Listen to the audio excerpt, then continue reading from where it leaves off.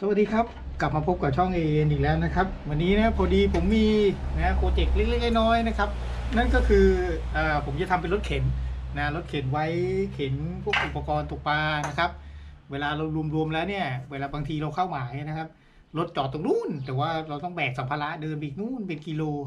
นะฮะมันก็ค่อนข้างจะลำบากนิดนึงนะครับก็เลยมาหาวิธีแปลกๆใหม่ๆในการงอ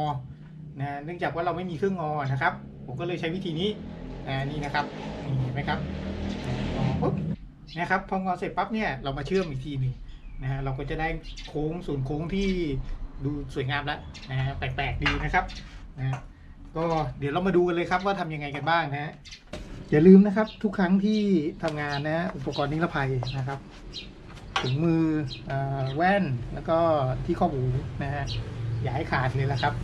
ถ้าเกิดเวลาเราเจ็บมาแล้วมันจะไม่คุ้มเลยนะครับ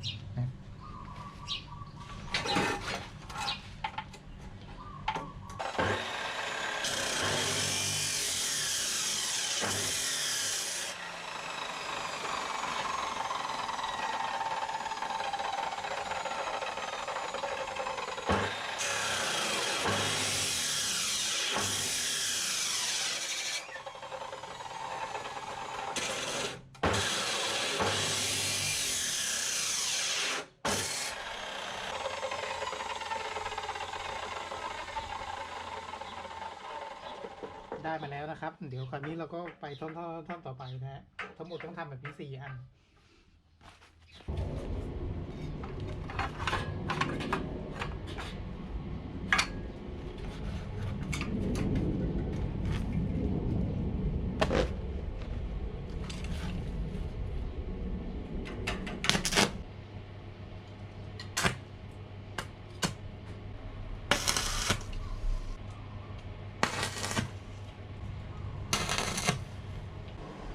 นะครับส่วนที่เป็นรูนี้นะครับเราก็เติมด้วยลวดลวดเชื่อมลวดเชื่อมแก๊สนะครับเราก็มาเติมนี้ครับ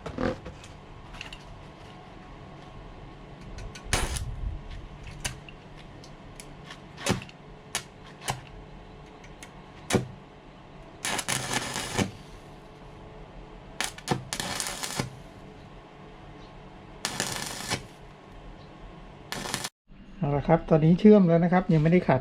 ก็อยู่ประมาณนี้นะครับนี่อะไรก็ยังไม่ได้เคาะก็จะได้งานมาประมาณนี้นะครับเสร็จแล้วเดี๋ยวเราไปขัดกันนี่ครับเราไปขัดเก็บงานให้เกลี้ยงก่อนนะครับเดี๋ยวมาดูกันอีกทีครับ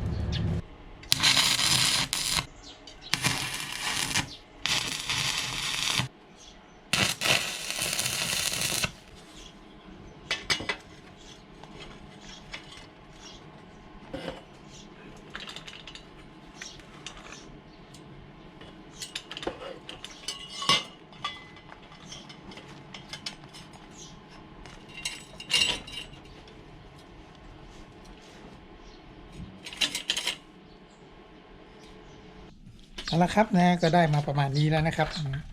นี่ครับรถเข็นของผมเอาไว้ขนอุปกรณ์ตกปลานะครับสบายๆเลยไม่ต้องเดินลากเป็นกิโลให้เมื่อยนะ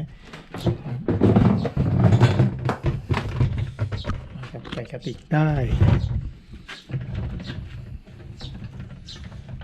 นะครับก็หวังว่าเป็นไอเดียดีๆนะครับสำหรับเพื่อนๆนักตกปลาที่ชอบ DIY นะครับก็ลองดูครับผมว่าดีกว่าเดินถือ บางทีเราเข้าหมายไกลๆเงี้ยเช่นเราไปตกบนสะพานแล้วก็เดินจากตีนสะพานนะครับพอบนสะพานเขาไม่ให้จอดรถนะเดินจากตีนสะพานขึ้นไปบนสะพานแบกของก็เป็น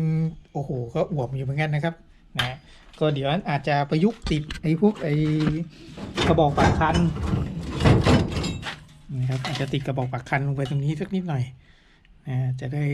มีที่ไว้เสียบคันนะครับนี่นะเด็บไว้อย่างนี้ก็ได้ครับ4 คันนะตอนนี้ก็โอเคแล้วครับก็ขอบคุณมากครับเหลือเป็นงานสีนะเป็นงานสีเดี๋ยวค่อยว่ากันอีกทีนะครับขอบคุณมากครับสำหรับการรับชมคลิปนี้นะครับถ้าไงอย่าลืมฝากกด Subscribe ด้วยนะครับหวังว่าเป็นไอเดียดีๆนะไปลองประยุกต์ทำกันดูนะครับสำหรับท่านที่มีเครื่องมือพร้อมนะครับขอบคุณครับ